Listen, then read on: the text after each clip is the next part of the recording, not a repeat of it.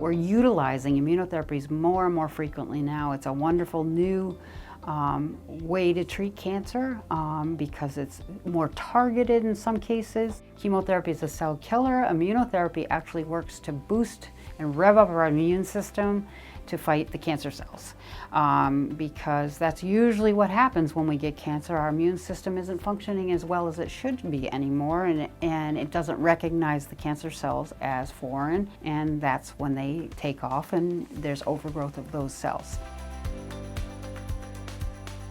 Some of the side effects of immunotherapy are related to that, and when we say we're revving it up, it's an inflammatory process. So when you get a cut, you get inflammation, you get redness there at that site, or if you have a bee sting or something like that, it becomes inflamed, and this is what can happen when our immune system is revved up with the immunotherapy.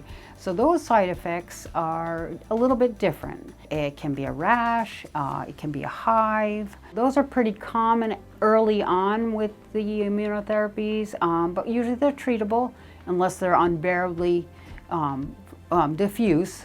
But sometimes we just give you some creams that are very helpful because we want to continue with the treatment. Some of the other side effects are, we call it pneumonitis, which it cause inflammation of the lung tissue.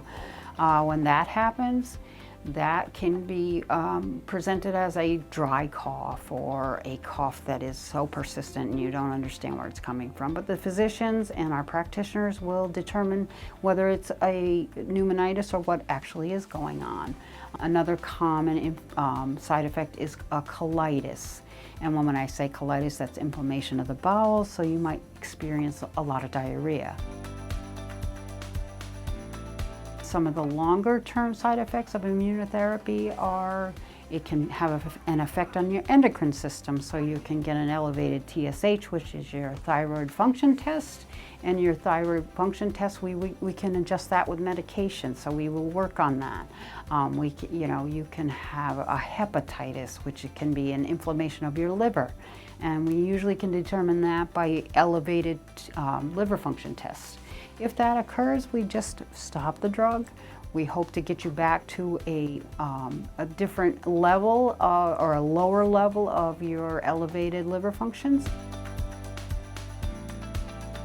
We will stop the immunotherapy because, again, that's what's causing it, and we'll introduce steroids, which is an anti-inflammatory. And we put you on a steroid for a period of time, like dexamethasone or prednisone.